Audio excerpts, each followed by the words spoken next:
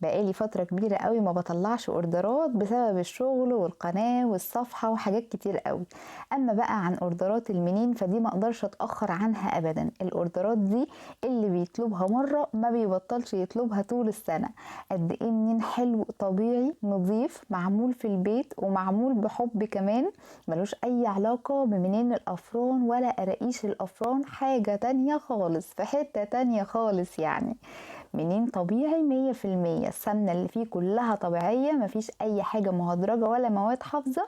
اما بقى لو هنتكلم عن العجوة اللي جوه فهي مش عجوة، معجون من التمر، تمر السعودي، تمر القصيم، حاجة كده يعني تاكلوها وتاكلوا صوابعكم وراها وكمان تدعولي. يعني لو حابين تهدوا اي حد بهدية حلوة كده، اظن مفيش احلى من حاجة شيك زي كده تهدوا بيها.